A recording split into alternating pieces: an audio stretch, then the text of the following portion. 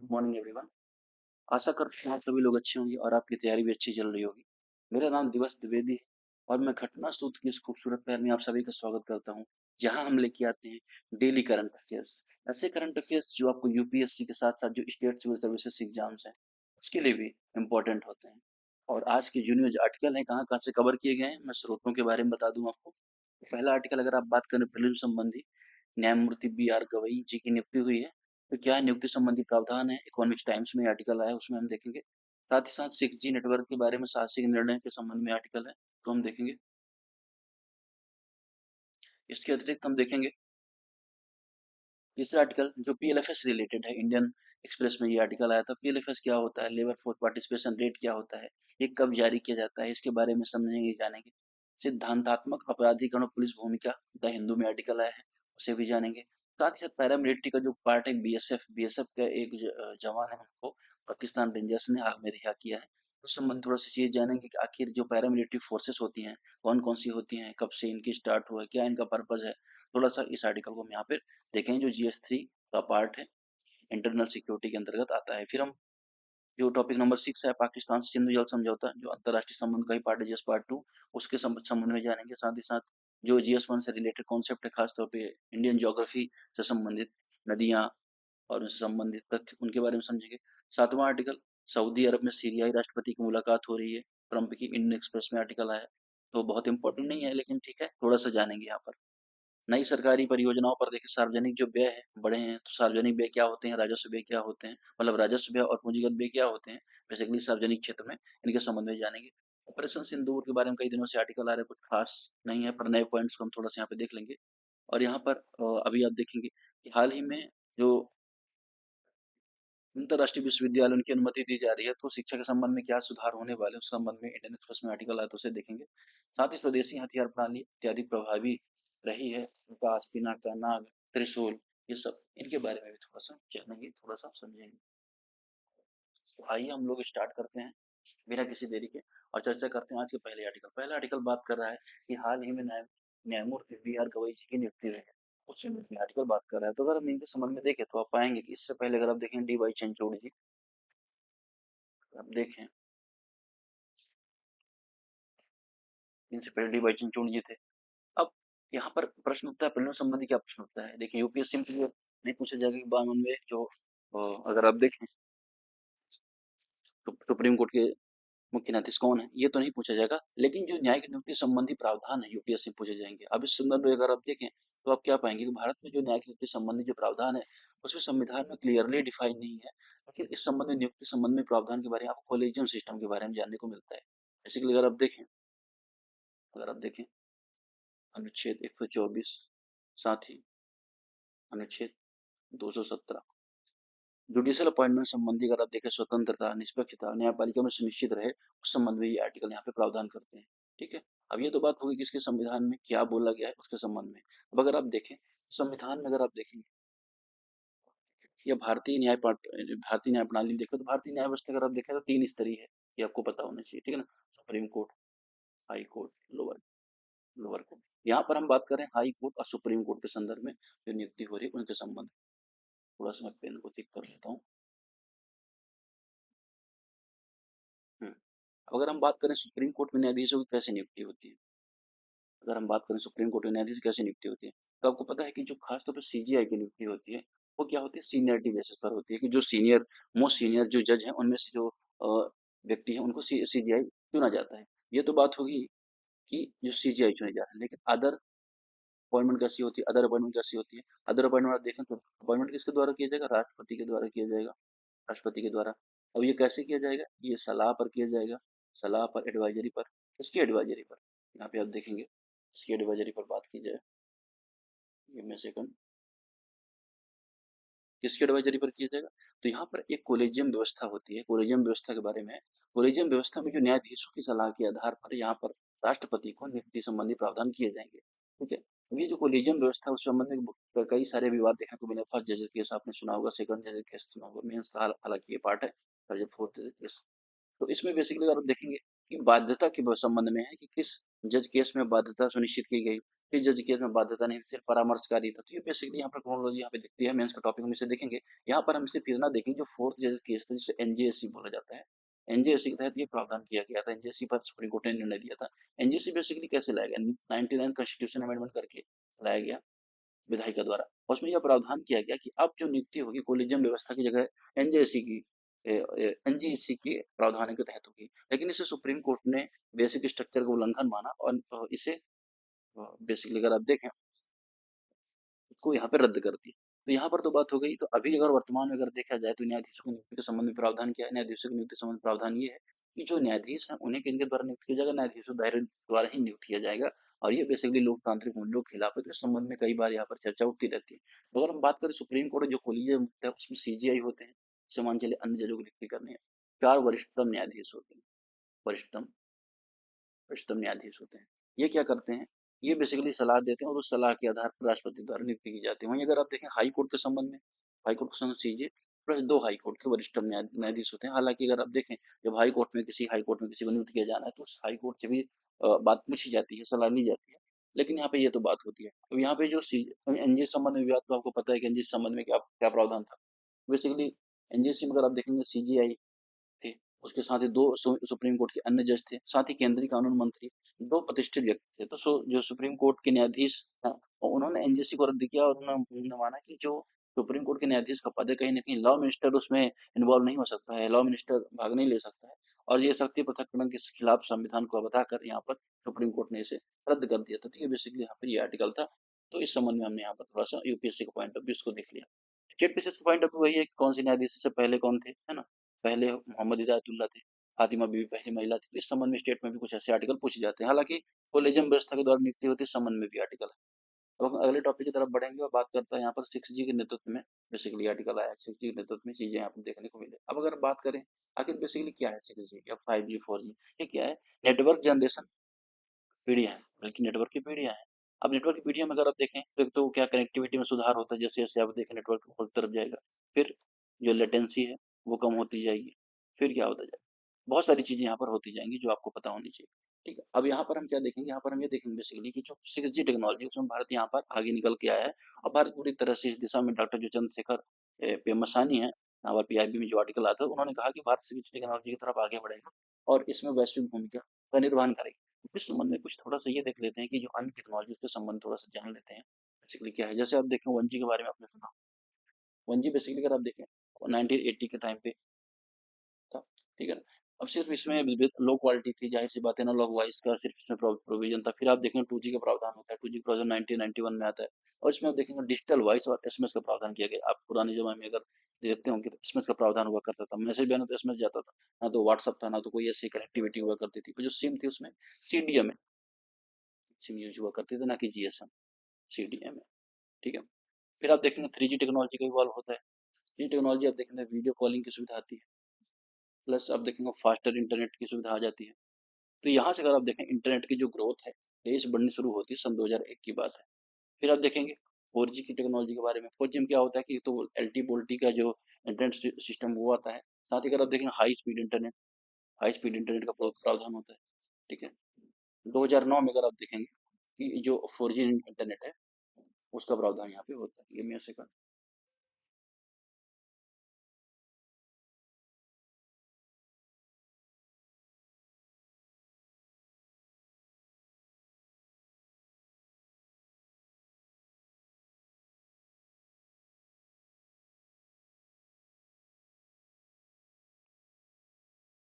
ये बात रही। अब इसके बाद अगर आप देखें जो 5G के बारे में आपने जाना होगा कि 5G में आपको अल्ट्रा फास्ट इंटरनेट आ जाता है।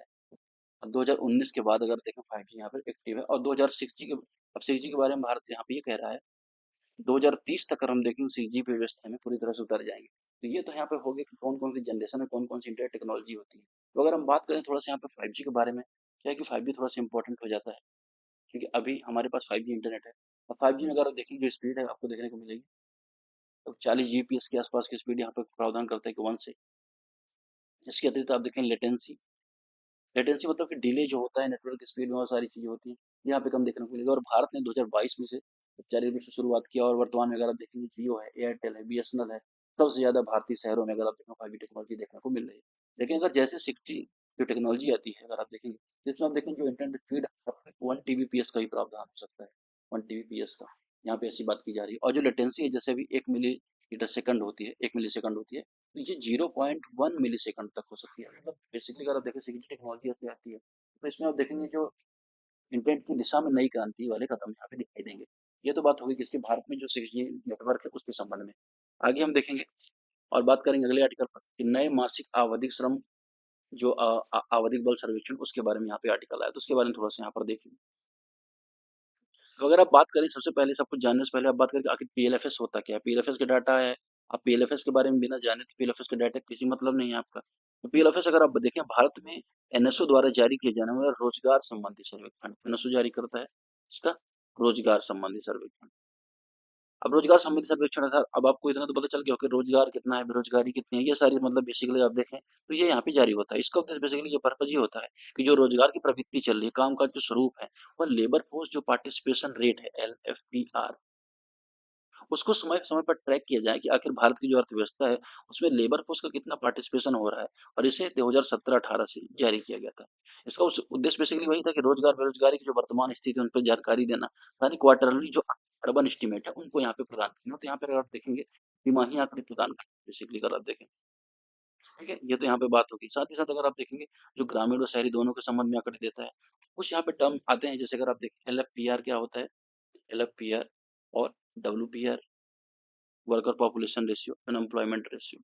अब देखिए, LFPR का मतलब क्या होता है, श्रम बल में शामिल लोगों का प्रतिशत, अर्थात काम करने वाले कितने लोग हैं तथा काम की तलाश में कितने लोग हैं। अर्थात देखिए, भारत मान के चलिए 100 लोग हैं, उसमें 20 लोग काम कर रहे हैं और 20 लोग काम की तलाश भी कर रहे हैं, तो ये 40 हो जाएगा। LFPR यहाँ पे 40 हो जाएगा, अर्थात काम की तलाश भी कर रहे हैं, वो भी हमारा लेबर फोर्स पार्टिसिपेशन कहलाएगा। भले हमारे वहाँ पे उनको रोजगार नहीं मिला है, वो काम की तलाश कर रहे हैं। अब अगर हम बात करें वर्कर पॉपुलेशन रेशियो, तो वर्कर पॉपुलेशन रेशियो मतलब होगी 20, जितने लोग एक्चुअल में काम कर रहे हैं, ठीक है, ये यहाँ पे बात होगी। जितने लोग बचे अनएम्प्लॉयड कहलाएंगे, ठीक है, ये तो बात होगी किसके बारे में, कि ये जो अलग अलग चीजें हैं, अलग अलग बातें हैं। अब अगर हम बात करें पीएलएफएस के प्रमुख दो स्थिति, दो स्टेटस, यहाँ पे बेसिकली बात होती है स्टाटस की। यूजुअल स्टाटस के बारे में आपने सुना होगा, बेसिकली आप देखें यूजुअल स्टाटस। दूसरा CWS, current weekly status, CWS। अब यूजुअल स्टाटस क्या होता है, व्यक्ति पिछले 365 दिनों में कभी कभी किस काम में लगा पाया है अपना समय। जैसे मान के चलिए कोई 365 दिन है, 365 दिन 60 दिन ही किसी को काम मिल पाती है, यूजुअल स्टाटस के अंतर्गत है। कोई 70 दिन मिल पाया, 150 दिन मिल पाया, 200 दिन मिल पाया, ये तो बेसिकली उसका होगा यूजुअल स्टाटस। लेकिन जब बात होगी वीकली स्टेटस की, WS की, तो कर्म CWS की, तो यहाँ पे बात होती है कि पिछले 7 दिन में कितना काम। अगर 7 दिन कम से कम 1 घंटा काम किया, 2 घंटा काम किया, तो ये बेसिकली क्या कहलाता है, करंट वीकली स्टेटस के अंदर बेसिकली मेजर किया जाता है। अब जो रिपोर्ट आई उसमें अगर आप देखें तो आप पाएंगे शहरी क्षेत्र में अगर आप देखेंगे कि जो अनएम्प्लॉयमेंट रेट लगभग 6 यहाँ पे बेसिकली बात हो रही है कि जो पीएलएफएस संबंधी आंकड़ा बात कर रहा है कि यहाँ पर जो अनएम्प्लॉयड है उसमें कहाँ कहाँ पे यहाँ पे सुधार हुए हैं। और बेसिकली जो महत्व बताता है कि सरकार की जो नीतियां हैं यहाँ पे मूल्यांकन किए जाने की आवश्यकता है। साथ ही साथ अगर आप देखें सामाजिक सुरक्षा संबंधी दिशा है, उसका यहाँ पे निर्धारण करने की आवश्यकता है, और इसके लिए आपको जॉबलेस जो सिचुएशन है उसको यहाँ पे टैकल किए जाने की आवश्यकता है, यहाँ पे बेसिकली यहाँ पे बताई दे रही है। तो नए आवधिक सर्वेक्षण के बारे में हमने यहाँ पे देख लिया। अगला आर्टिकल बात करता है किसके बारे में, जो सिद्धांतात्मक अपराधीकरण, ये बेसिकली वैसे तो मेंस का आर्टिकल है, लेकिन यहाँ पे थोड़ा सा हम देख लेंगे जो GS2 पुलिस न्याय व्यवस्था सुधार से संबंधित है। तो यहाँ पे अगर आप देखेंगे पुलिस सुधार संबंध में आर्टिकल कह रहा था, तो बेसिकली ये कह रहे थे कि भारत में जो कानून है नैतिकता और राजनीतिक असहमति को दबाने के लिए बनाए गए। और ये लेख बेसिकली अगर आप देखेंगे ओवर क्रिमिनलाइजेशन है, उसमें पुलिस के विवेकाधिकार पर ये प्रश्न उठाता है कि जो कानून की दिशा है, अगर आप देखेंगे अब तक, अगर आप देखेंगे कि कहीं ना कहीं संगत दिखाई देती है। छोटे जो अपराध है उसमें भी अगर आप देखेंगे बहुत दिनों तक कस्टडी में रखा जाता है। अगर आप देखेंगे बहुत सारे तो कैदी हैं जिनको सजा ही नहीं मिले, कस्टडी में 3-3 4-4 साल वहां पे बिता दे रहे हैं। इस संबंध में जो कमियां है उसके बारे में बता रहा है, और बहुत सारे लूप होल्स के बारे में बात कर रहा है। अगर देखो 66, धारा 66 ए के बारे में तो सुप्रीम कोर्ट ने 15 में रद्द कर दिया था इसे। लेकिन फिर भी अगर आप देखें इस पर गिरफ्तारी का प्रयोग हो रहा है। कि बेसिकली आप देखेंगे जो पुलिस व्यवस्था है उसमें अशिक्षा का भी प्रभाव दिखा रहा है, जो अपडेशन का प्रभाव ना होने का दिखा रहा है। तो यहाँ से बेसिकली बात कर रहा है कि ये जो चीजें हैं यहाँ पे खत्म होनी चाहिए। साथ ही अगर आप देखेंगे कि जो विवेकाधीन शक्ति है उस संबंध में आर्टिकल बताता है कि जो विवेकाधीन शक्ति पुलिस के पास होती है वो CRPC की जो धारा 178 है उसके सी के तहत पुलिस को व्यापक रूप से शक्तियां प्राप्त होती है। लेकिन पुलिस यहाँ पे इसका गलत उपयोग करके यहाँ पे आप देखेंगे ऐसे व्यक्तियों को गिरफ्तार करके रखना या उनको जो है कस्टडी में रखना, जिससे अगर आप देखें उनका तो जीवन प्रभावित होता है, साथ ही साथ अगर आप देखें बहुत सारे जीवन को नकारात्मक रूप से ये प्रभावित करता है। ये बेसिकली यहाँ पे बात हो। फिर यहीं पे अगर आप देखेंगे एक सिद्धांत की बात होती है, उस सिद्धांत का नाम है, अगर आप देखें उस सिद्धांत का नाम है विक्टर टार्डोस सिद्धांत। विक्टर टार्डोस सिद्धांत। अब ये सिद्धांत क्या बात करते हैं, कोई भी कार्य केवल तब अपराध हो जब दूसरे की हानि को पहुंचाता हो, है ना। तो अगर किसी को हानि पहुंची है तभी उसको अपराध माना जाएगा। तो विक्टर टार्डोस सिद्धांत इसके बारे में यहाँ पे बात करता है। तो बेसिकली मेंस का आर्टिकल यहाँ पे सुझाव भी आते हैं कि देखिए कानून की जो समीक्षा है उसको अगर देखें पुनर्भाषित करने की आवश्यकता है, समीक्षा करने की आवश्यकता है, साथ ही पुलिस निगरानी और बेहतर प्रशिक्षण की आवश्यकता है। इसके अलावा जो कानून में अपडेशन हो रहे हैं, जो नए गाइडलाइन जारी किए जा रहे हैं, जो अभी आप देखें भारतीय न्याय संहिता संबंधी जो अन्य जो आप देखेंगे 3 कानून आए थे, उन संबंधी पुलिस को अवेयर करने की आवश्यकता है, रेगुलर ट्रेनिंग की आवश्यकता है, यहाँ पे ये आर्टिकल यहाँ पे कर रहा है। तो यही थोड़ा-सा सारी चीज़ें थी, हमको यहाँ पे जाननी थी, हमने थोड़ा-सा यहाँ पे जान लिया। जो बेसिकली केस था इनह्यूमन प्रिजनर्स राइट्स केस था, गुजरात का सुप्रीम कोर्ट में गया था। उस संबंध में जो निर्णय है और जो विक्टर टार्डो सिद्धांत की यहाँ पे बात हुई, थोड़ा-सा हमने यहाँ पर देखा। अब अगर हम बात करेंगे बीएसएफ के कांस्टेबल को पाकिस्तान के रंजीत सिंह ने दिखा कर दिया। एक भारतीय सैनिक थे बीएसएफ के, उन्होंने क्या गलती से वो बॉर्डर पार चले गए और बाद में अंतर्राष्ट्रीय कूटनीति को प्रेशर के चलते अगर आप देखें यहाँ पर उनको रिहा करना पड़ा। अब यहाँ पे बात तो देखिए प्रिलिम्स में संबंधित कोई ऐसा क्वेश्चन नहीं बनते, लेकिन आपको यहाँ पता होना चाहिए कुछ अर्धसैनिक बल के बारे में आपको पता होना चाहिए। जैसे आपको पता है कि जो अर्धसैनिक बल उनके बारे में आप जानते हो तो बीएसएफ है, सीआईएसएफ के बारे में आपने सुना होगा, आईटीबीपी के बारे में आपने सुना होगा, असम राइफल्स के बारे में आपने सुना होगा। इस संबंध थोड़ा सा हम देखें कौन कौन से हैं। तो सबसे पहले अगर आप देखें 1835 के आसपास, इसको हम अगले पेज में खोल लेते हैं।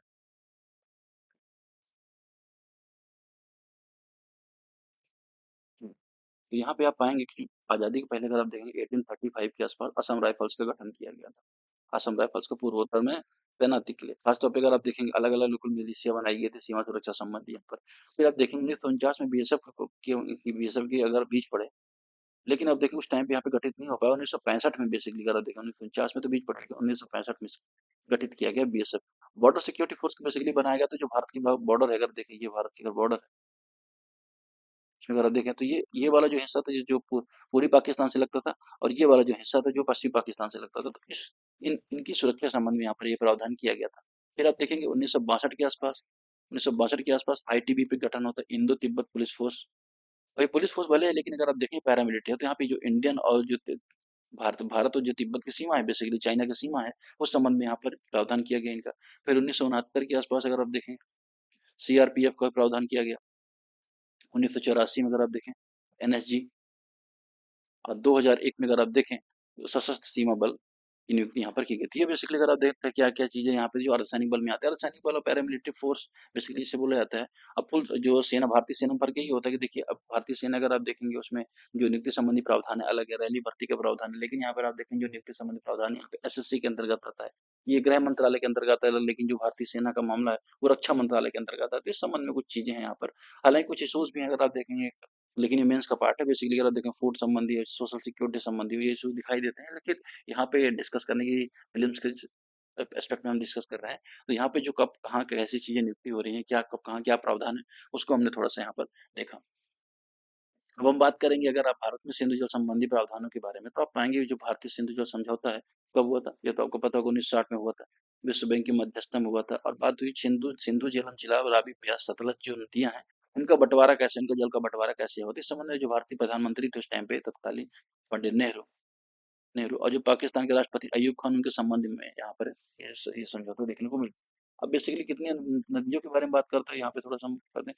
यहाँ पे बेसिकली देखो 6 नदियों के बारे में प्रावधान किया गया, 6 नदियों के संबंध में प्रावधान किया गया।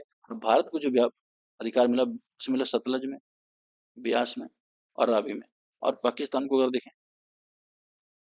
सिंधु, इंडस, झेलम, चिनाब, इन नदियों पर पाकिस्तान को बेसिकली राइट मिला ज्यादा। और यहाँ पर जो अगर देखें पूर्वी नदियों पर भारत को राइट मिला, सतलज, ब्यास और रावी के बारे में। ठीक, ये तो बात हो गई अगर यहाँ पर। अब अगर हम देखें यहाँ पे बात की गई कि जो जल उपयोग संबंधी नियम है, तो पश्चिम नदियां जो है जिसको यहाँ पे पाकिस्तान का राइट मिला है, भारत पेयजल सिंचाई और जल विद्युत के लिए भारत यहाँ पर इसका इस्तेमाल कर सकता है। लेकिन भंडारण के लिए यहाँ पर जो भारत के अधिकार है इस मामले में सीमित है। मतलब भारत के अधिकार अगर देखें, ये पश्चिमी नदी अगर इनको बोला जाए, पश्चिमी नदी बोला जाए, इसमें भारत के जो अधिकार है सीमित है। आप जल उपयोग के लिए कर सकते हैं, सिंचाई के लिए कर सकते हैं, लेकिन अगर आप देखें अधिकार यहाँ पर सीमित है, आप यहाँ पे रोक नहीं सकते। बेसिकली बात यहाँ पे थी कि आप स्टोर यहाँ पे नहीं कर सकते। ठीक है? लेकिन पाकिस्तान को इन नदियों के संबंध में कोई अधिकार नहीं, पूर्वी नदियों के संबंध में कोई अधिकार नहीं। इन संबंध में पूरे प्रावधान भारत के संबंध में। अब अगर आप देखिए इस संबंध में अगर कोई विवाद होता है, इसके लिए परमानेंट इंडस कमीशन की बात हुई थी, पीआईसी की बात हुई थी। परमानेंट जो स्थायी सिंधु आयोग बनेगा, इस संबंध में कोई विवाद हो तो उस संबंध में यहाँ पे निपटान करेगा। हालाँकि बहुत सारे विवाद उठे, जैसे अगर आपने कुछ प्रोजेक्ट के बारे में सुना होगा, फिल्म संबंधी भी इम्पोर्टेंट, जैसे बगलिहार प्रोजेक्ट के बारे में, 2008 में चुनाव में बन रहा था। इसको अगर आप देखें, पाकिस्तान ने आपत्ति की। अब यहाँ पे इम्पोर्टेंट क्या इम्पोर्टेंट, बगलिहार प्रोजेक्ट पे किस नदी से संबंधित है, फिर साथ ही आपको किशन गंगा जो परियोजना है, अब किशन गंगा किस नदी से संबंधित है, झेलम की सहायक है किशन गंगा। उस नदी का भी नाम बेसिकली किशन गंगा ही है, लेकिन किसके सहायक है, झेलम के सहायक है। इस संबंध में पाकिस्तान ने यहाँ पे क्वेश्चन उठाए। फिर आप देखें 2016 में प्रधानमंत्री मोदी ने कहा कि रक्त और जल साथ में नहीं बह सकते, और यहाँ पर बेसिकली मांग होने लगी जो सिंधु जल समझौता है उसका पुनर्लोकन किया जाना चाहिए, उसका मूल्यांकन किया जाना चाहिए। पहली बार यहाँ पे ऐसा हो रहा है कि पाकिस्तान भी इस संबंध में सहमति जता रहा है कि कुछ यहाँ पर जल संधि के प्रावधान में अगर आप देखें कुछ यहाँ पे अपडेट करने की या इनमें चेंज बदल करने की आवश्यकता है। इस संबंध में बेसिकली यहाँ पे आर्टिकल था। तो हमने कई दिनों से ऑलरेडी देख रखा है यहाँ पे पहलगाम के मामले में, तो यहाँ पर हमने कुछ इंपॉर्टेंट चीजें एक बार और देख ली। ट्रंप ने बेसिकली बात की यहाँ पे सऊदी अरब की सीरियाई राष्ट्रपति से मुलाकात की यहाँ पे। तो अब देखिए क्या है, सीरिया राष्ट्रपति से मुलाकात हो रही है और बेसिकली वो ऐसा चाह रहे हैं कि जो इजराइल के और सीरिया के संबंध वो बेहतर हो। इजराइल, आपको पता है कि नॉर्थ में अगर आप देखेंगे, नॉर्थ में अगर आप देखें, अगर ये इजराइल का मैप है, ये नॉर्थ वाला जो रीजन यहाँ पे सीधे सीमा साझा करता है, यहाँ पे बेसिकली यहाँ पे बात हो रही है। अब अगर हम देखें कि जो इजराइल और इनके संबंध कैसे खराब थे, 1948 में अगर आप देखेंगे इजराइल का जब निर्माण हुआ, तो अरब इजराइल वार की बात आपने सुना होगा, अरब इजराइल वार, जिसमें बहुत सारी अरब कंट्री, 5-6 अरब कंट्रीज मिलकर इजराइल के साथ युद्ध लड़े और वो पराजित भी हो गए। इजराइल ने सभी को हरा दिया। सीरिया इजराइल को एक अवैध राष्ट्र मानता है, बीबी उसके निर्माण का विरोध लगातार करता है। अब इस संबंध में सीरिया बोलता है कि जो गोलान हाइट्स है, गोलान हाइट्स, ठीक है? जो गोलान हाइट्स हैं, उस पर 1967 में इजराइल ने कब्जा कर लिया था, ठीक है? जो पहले सीरिया का हिस्सा हुआ करता है। इस संबंध में क्या हुआ कि इजराइल और जो सीरिया उसके संबंध और खराब हो गए। फिर 1981 में इजराइल ने गोलान हाइट्स को एक तरफा रूप से मिलाया, जिसमें संयुक्त राष्ट्र ने इसे अवैध घोषित किया। बाद में अगर आप देखेंगे ये सारी चीजें नहीं, 1967 में दिवसीय युद्ध हुआ, जिसमें भी इजराइल के खिलाफ यहाँ पे पाया गया। और अभी हम देखेंगे जिस तरह से गाजा में इजराइल द्वारा कार्रवाई की गई, उस संबंध में भी सीरिया इजराइल के खिलाफ पाया गया। तो यहाँ पर राष्ट्रपति ट्रंप का मकसद ये था कि बेसिकली जो इजराइल के संबंध उसको मध्यस्थी में स्थायी किया जाए, जो विवाद उसको कम किया जाए। इस संबंध में यहाँ पर ये मुलाकात इंपॉर्टेंट थी। प्रेम संबंधी हमारे लिए कोई इंपॉर्टेंट नहीं है, तो यहाँ पर हम यहाँ पे आगे बढ़ेंगे और बात करेंगे नई सरकारी योजनाओं की। देखिए नई सरकारी योजनाओं के संबंध में यहाँ पे ये न्यूज है कि हाल में क्या हो रहा है कि ऐसा ऐसा पता चल रहा है कि जो सरकारी योजना है उनमें अगर आप देखें जो पब्लिक एक्सपेंडिचर उसमें यहाँ पे प्रवृत्ति देखने को मिल रही है। अब देखिए सरकार दो तरह से यहाँ पे खर्चा करती है। दो तरह से खर्चे इन द सेंस, जैसे राजस्व खर्च, यहाँ पे पूंजीगत खर्च। और राजस्व खर्च के बारे में देखें तो ऐसा खर्च होता है इससे सरकार की परिसंपत्तियां नहीं बढ़ती, कोई ऐसी एसेट नहीं बनती, कोई देनदारी से कम भी नहीं होती। देनदारी का मतलब कि जैसे मान लीजिए सरकार ने यहाँ पे लोन दिया है, अब लोन सरकार ने वहाँ पे वापस कर दिया, ठीक है ना? दूसरा सरकार ने यहाँ पे कोई ऐसी गाड़ी खरीदी, तो ऐसे कोई गाड़ी इन द सेंस जैसे कोई इंफ्रास्ट्रक्चर खरीदा कहीं पे, रोड सड़क, इस सब में जो खर्च हुआ वो बेसिकली पूंजीगत खर्च के अंतर्गत आता है। और राजस्व के अंतर्गत जो वेतन देती है सरकार, पेंशन देती है सरकार, सब्सिडी देती है सरकार, जैसे किसानों को यूरिया संबंधी सब्सिडी या अन्य सब्सिडी देती है, डाइट बेनिफिट ट्रांसफर करती है, सब ये सब राजस्व खर्च के अंतर्गत आता है। अगर हम बात करें तो राजस्व खर्च की यही दिक्कत है कि उसमें कोई संपत्ति का निर्माण नहीं होता, पूंजीगत में संपत्ति का निर्माण होता है। साथ ही राजस्व कोई दीर्घकालिक लाभ नहीं दिखाई देता, लेकिन पूंजीगत में दीर्घकालिक लाभ यहाँ पे दिखाई देता है। अब इस संबंध में देखिए बात ये हो रही है कि सरकार संबंधी जो सरकार की इनिशिएटिव है, सार्वजनिक जो पहल है, उसमें खर्चा यहाँ पे बढ़ रहा है। और यहाँ पर अगर बात की जाए तो इस संबंध में बेसिकली आर्टिकल तो प्रीलिम्स एस्पेक्ट में यही बात कर रहा है। साथ ही प्रिंस एस्पेक्ट में यहाँ पे राजस्व और पूंजीगत कर के संबंध में बात होती है एफआरबीएम की। FRBM physical responsibility budget management act जो था, उसने कहा कि जो राजस्व घाटा है उसको हमें शून्य करने की आवश्यकता, राजस्व घाटा शून्य किया जाए। अब राजस्व घाटा राजकोषीय घाटा दो अलग अलग चीज, तो राजकोषीय घाटे को कम करने का प्रावधान था और राजस्व घाटे को शून्य करने का प्रावधान था, एकदम एकदम जीरो के आसपास राजस्व घाटे को। अब जब राजस्व घाटा तभी कम हो सका जब राजस्व जो आय है वो और राजस्व व्यय बराबर हो जाए, ऐसे यहाँ पे सुनिश्चित हो जाए, तो उस समय तो यहाँ चीजें फिर की जा सकती हैं। बेसिकली अगर आप देखें कुल जो व्यय होता है उसमें अगर आप देखें ना सरकार का, तो 55% राजस्व व्यय ही होता है। और अगर देखो पूंजीगत व्यय केवल 15% के आसपास होता है, जो विकासोन्मुखी माना जाता है। यहाँ पे ये आर्टिकल तो बेसिकली कहता था कि यहाँ पे बात आती है कि पूंजीगत खर्च को यहाँ पे बढ़ाए जाने की आवश्यकता, सबसे पहली बात ये है, ठीक है? सरकारी योजनाओं में हालांकि खड़ा खर्चे बढ़ाए गए, लेकिन इंफ्रास्ट्रक्चर में, रोड, रेलवे में, एजुकेशन में, रिसर्च एंड डेवलपमेंट में यहाँ पे खर्च बढ़ाए जाने की आवश्यकता है, जो कहीं ना कहीं विकासात्मक पहलुओं को एक नई दिशा देता है। अगला आर्टिकल बात करता है ऑपरेशन सिंदूर के बारे में। देखिए ऑपरेशन सिंदूर के बारे में यहाँ पर बहुत सारी चीजें यहाँ पर देख ली ऑलरेडी। अब यहाँ पर कुछ ऐसा तो डेवलपमेंट नहीं हुआ है जिसके बारे में थोड़ा सा देखें, बेसिकली थोड़ा समराइज करके हम देख लेते हैं। समराइज करके हम ये देख लेते हैं कि जैसे मान के चलिए भारत का जो ऑपरेशन सिंदूर है कब शुरू किया गया, जो जो पहलगाम में आतंकी हमले हुए, उसके संबंध में ऑपरेशन सिंदूर लॉन्च किया गया और इसमें बेसिकली भारत की सेना ने, नौसेना, थल सेना, वायुसेना तीनों ने यहाँ पे पाकिस्तानी जो सैन्य, साथ ही बाद में सैन्य को तो बाद में टारगेट किया गया। सबसे पहले यहाँ पर जो आतंकी टेरर कैंप थे, 9 टेरर कैंप को यहाँ पे ध्वस्त किया और खास तौर पे ये जो टेरर कैंप थे आप देखेंगे, ये जम्मू कश्मीर के जो अब यहाँ पे आप देखेंगे, ये वाला रीजन यहाँ पे आप देखेंगे पीओके वाला रीजन कहलाता है। अगर आप देखें तो ये वाले रीजन पूरी तरह से संचालित, यहाँ पे आप देखें 9 टेरर कैंप को, यहाँ पे गुजरात के पास भी एक टेरर कैंप है।